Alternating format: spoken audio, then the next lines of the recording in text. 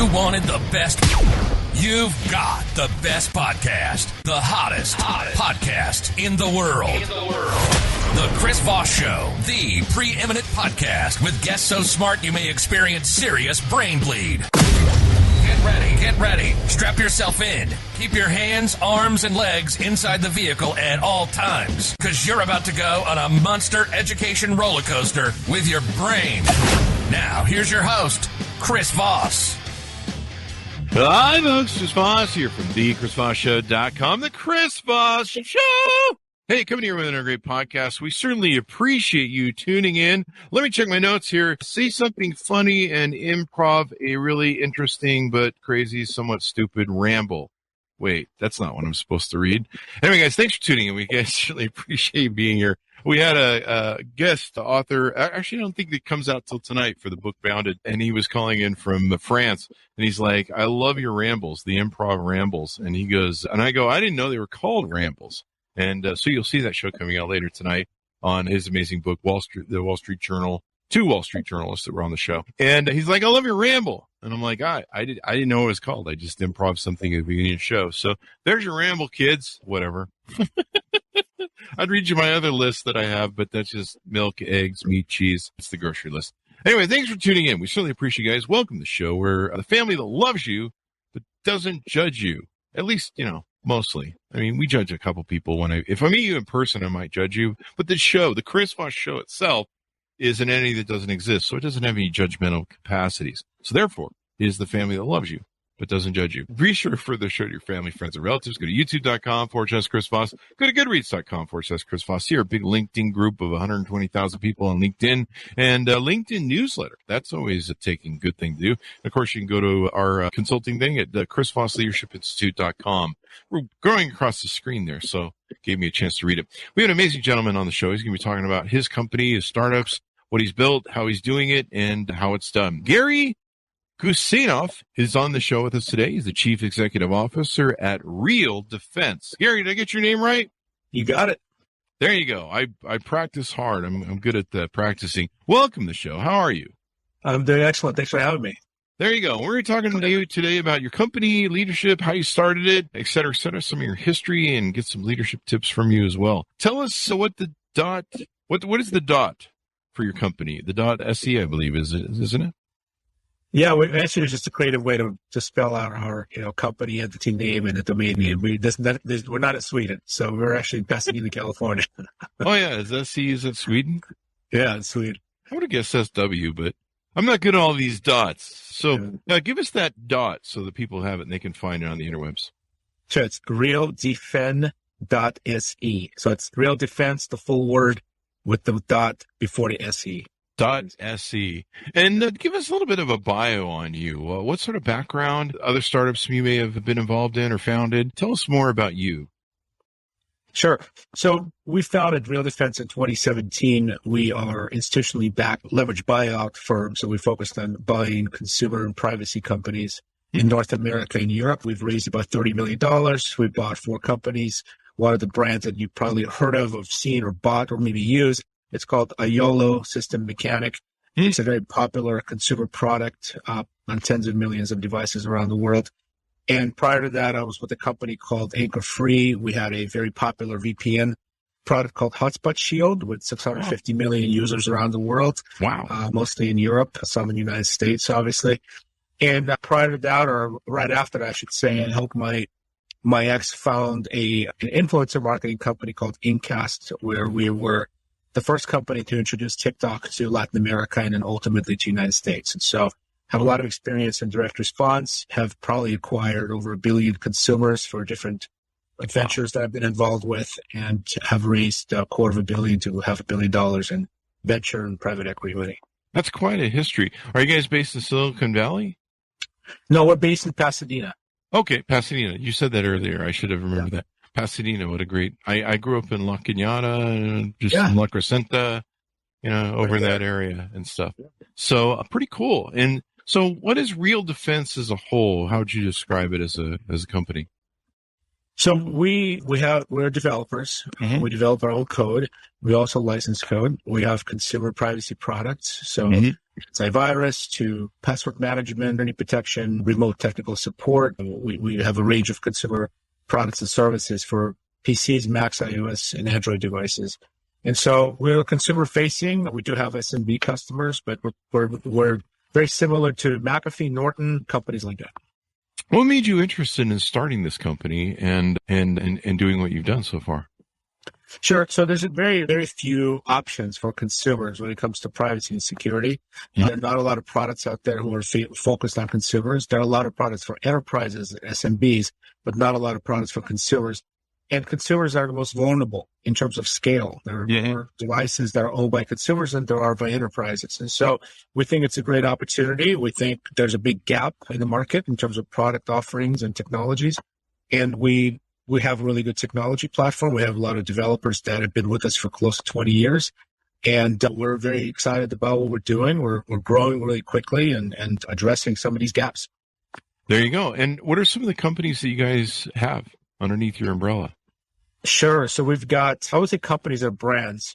So our top brand is Iolo. Like I mentioned earlier, we have another brand called Stubzilla, which is a pretty popular product and brand that was out there probably started about 20 years ago. MyClean PC. We have another brand called MyClean ID. You probably have seen these advertised all over the place. Let's see what else. They're all listed on our website. There's about 15 of those. U.S. Tech Support, Warranty Stars, Cyber Defender, Get My Drivers, Virus Fix, My Hacked Email. It sounds like a lot of very good security products to help people deal with a lot of their stuff that they have. My mom and my sister, I don't know where they go on the internet, but they pick up every amount of virus and cookie and pop-up.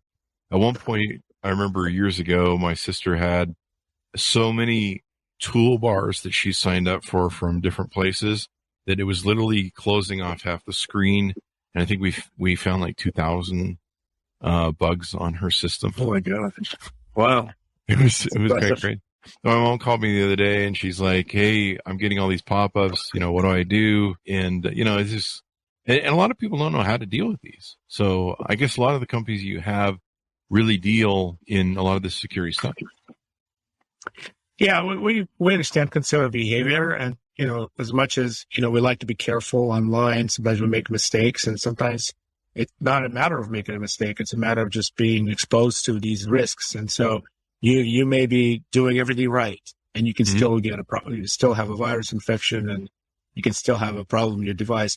But we're also seeing, besides security problems, there are obvious sort of utility problems like printer's not working, or Wi-Fi is too slow, IoT devices not connecting to your network. You're trying to sync your phone to your home alarm system and the other way around. And so who do you call? Do you call the device manufacturer or the software developer? In our case, you call us, and we will deal with these issues on your behalf. We'll make sure they work. We'll secure them and monitor them. And so we're like an IT department for your home. There you go.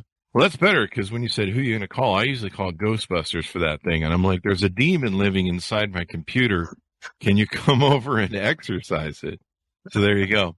So is the flagship of your brand the Iolo? Yes. Mm-hmm. And it develops and markets the #1 PC magazine rated System Mechanic app. Give us more of a dive down on what that does and how it does it. Sure. So, System Mechanic is developed in-house. We built the technology over the past 20 years, and it incorporates privacy tools, your hard drive optimization capabilities. We can optimize your drive, get rid of files that are slowing you down. We have privacy tools. Basically, in your Windows operating system, there are some features that track your behavior. We allow you to turn those features on and off as you wish. We also have a feature that allows you to be private when you search. So we have a private search engine called Iolo Safe Search. So it's very similar to DuckDuckGo. If you ever use that, we try to mitigate as much data that you give up when you use the internet without you having to give it up. And so we try to reduce it, but also give you control over that information. So if you do want to give up that information, like let's say you want to give up the geolocation when you're searching on Google, in that instance, maybe you should give it up because the search results will be accurate. but maybe you only want that for that one instance. You don't work with that all the time. And so we give you those tools. We have an antivirus built in. We also have a password manager built into the suite. So it's like a Swiss Army knife for your computer. It does a lot of things and protects your privacy, protects your device, protects your passwords, and it's inexpensive. We are sold in 20,000 different retail locations around the world, including Staples, Best Buy. We are partnered with every single hardware device manufacturer like Dell, Lenovo, Acer, Asus. So you can buy a product through them. Some of our partners have bundled our product on their devices when you buy a brand new computer, brand new laptop. So we're pretty much all over the place. We also license our technology to partners. Some of the biggest technology companies in the world that sell antivirus license our technology. So we've got a pretty good presence around the world. That's pretty awesome. It says over 100 million users worldwide. Yep. That's quite amazing, man. That's amazing. There's Stopzilla, My Clean ID. Is there any others that you maybe want to touch on? Yeah, they'll have the respective strengths and weaknesses. They're much smaller. All these other brands are much smaller than Iolo. Mm-hmm. And so over the next 12 to 24 months, we're going to be sort of combining all of these brands under the Iolo umbrella. So it'll just be Iolo brand across the board. We think it's the strongest brand. We think it's that has the longest reach and makes it easier for consumers to decide which product to buy. And some of these products kind of overlap. They've come to us through acquisitions. And so it was not by design that we have all these brands. We just acquired a lot of these brands. Yeah. And there's so much stuff that can happen in your computer between all the tracking and the cookies, viruses, anti-malware. It's insane. Yeah. I mean, like I say, my mom and my sister, the amount of stuff they've accumulated on their computers is just crazy.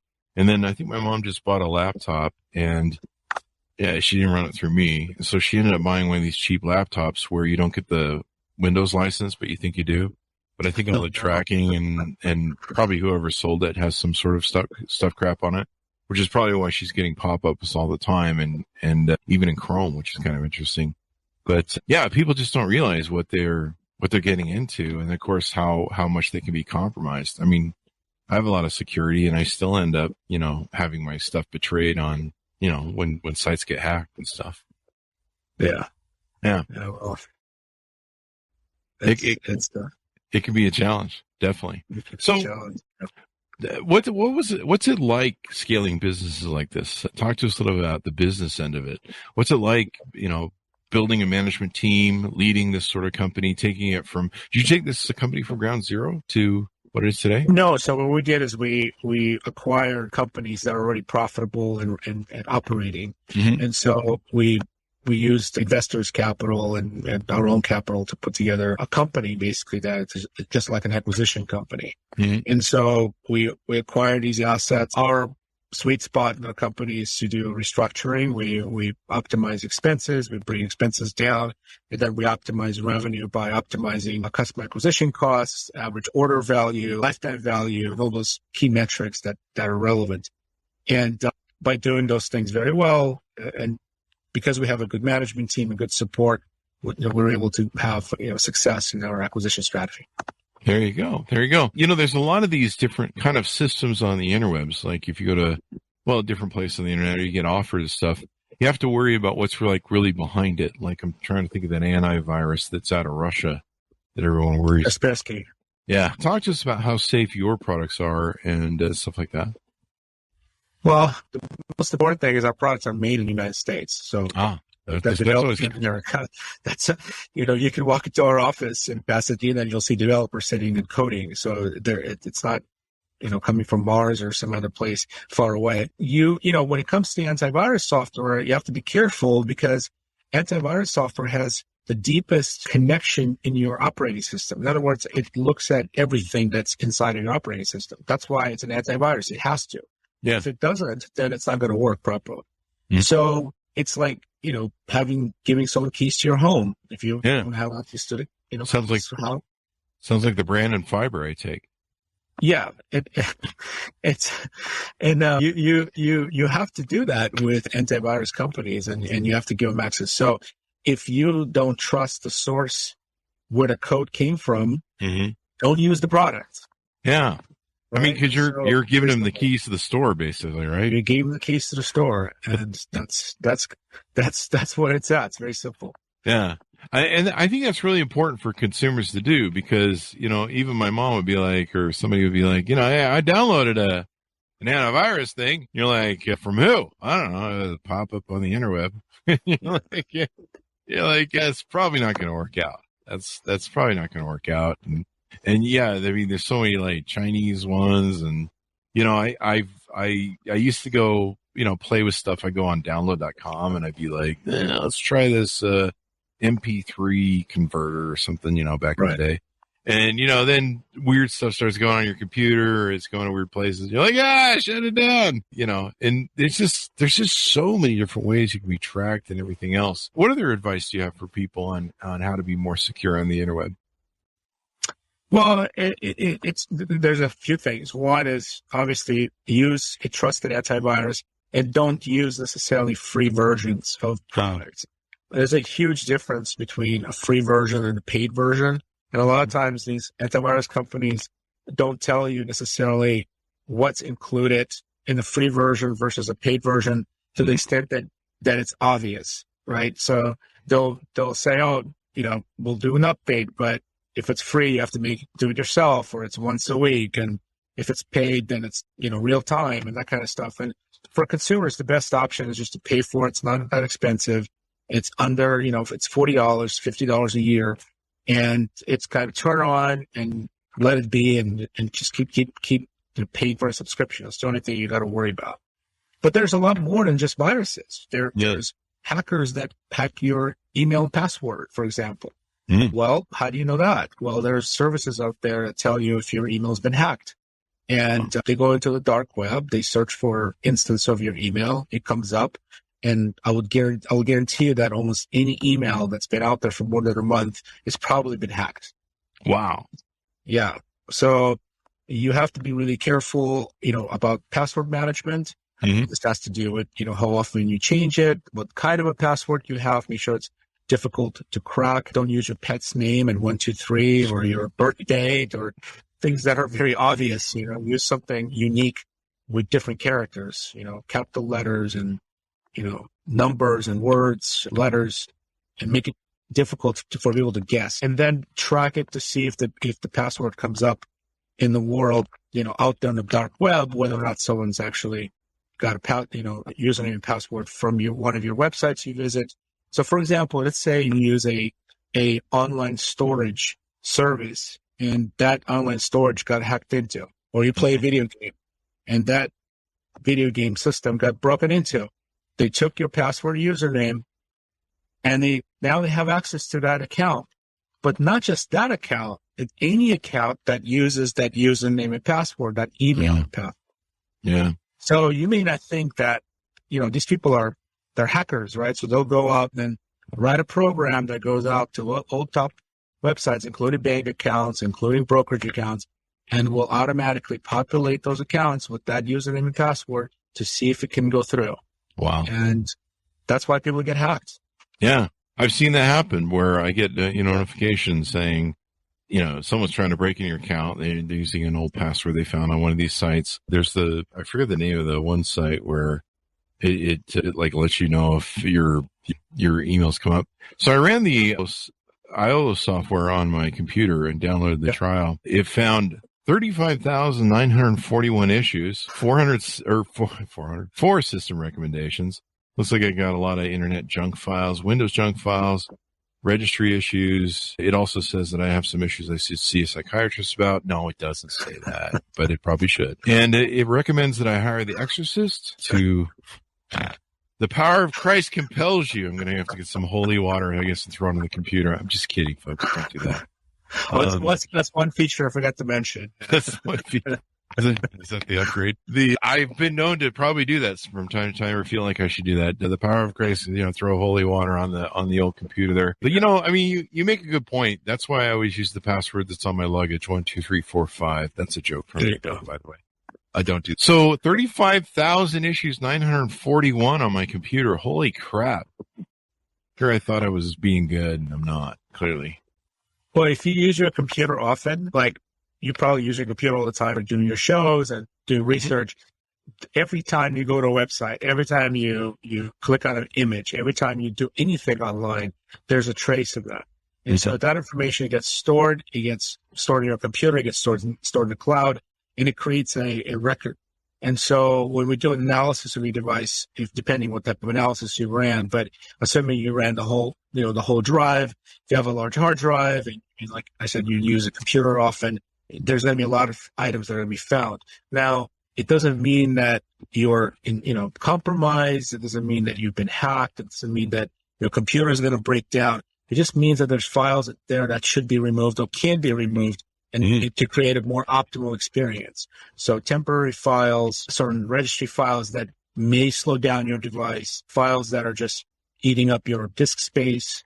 And so if your disk space is already low and you're adding more files to it, your computer is going to be noticeably slower because software needs that memory, needs that extra disk space to run. And so you'll see a degradation. You're also going to see degradation in your internet connectivity. You're going to see degradation in, your browsers, open up windows and how content is rendered. So if you're a gamer, you certainly need this because you're constantly going to be tying up your bandwidth. You're tying up your CPU speed. So these are the types of tools you should be using. Yeah, I'm a very big gamer. In fact, there was one of my games, favorite games, Destiny.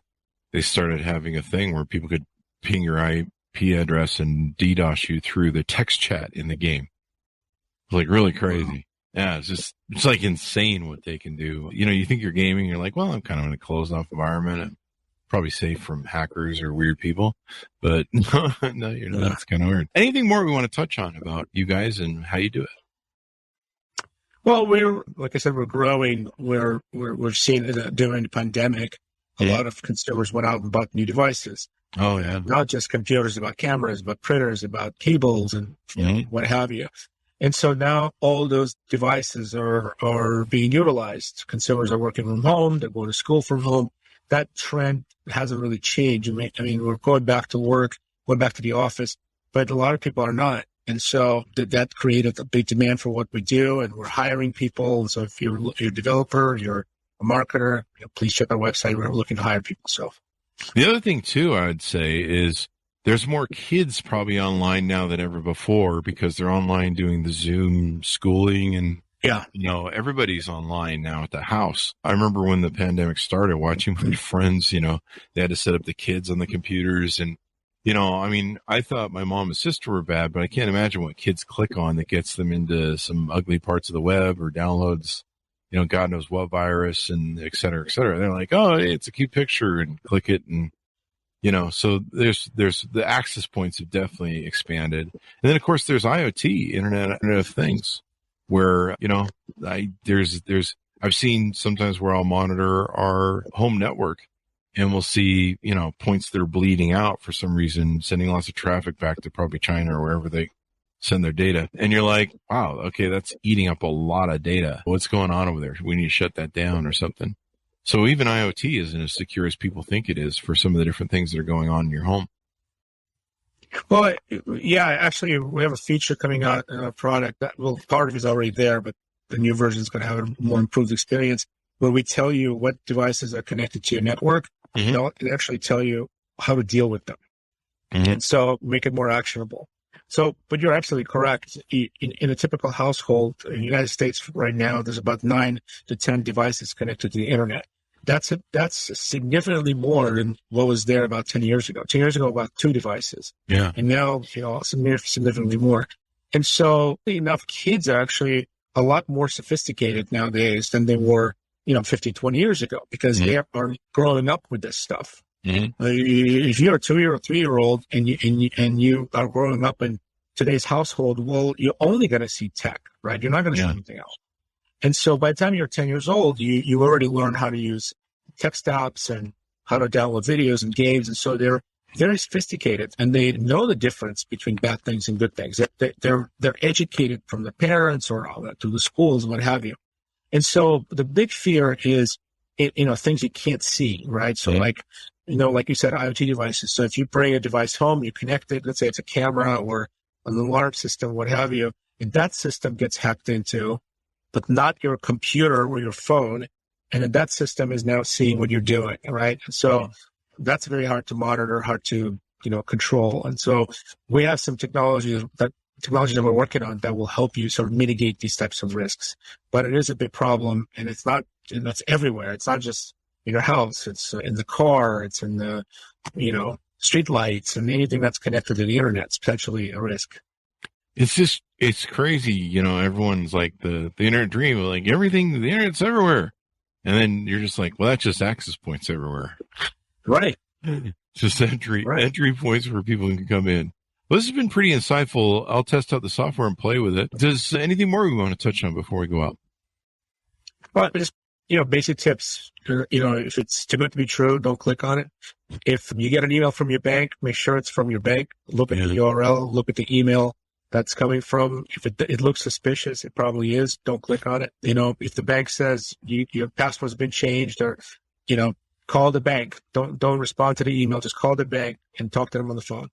And so double verify, triple verify information. That's the best way to be safe. Yeah, that's definitely true. There's a new texting thing they do where they'll send you texts and they'll be like, your PayPal's been hacked, or your bank has been hacked. Click this link. You get the emails that say click the link.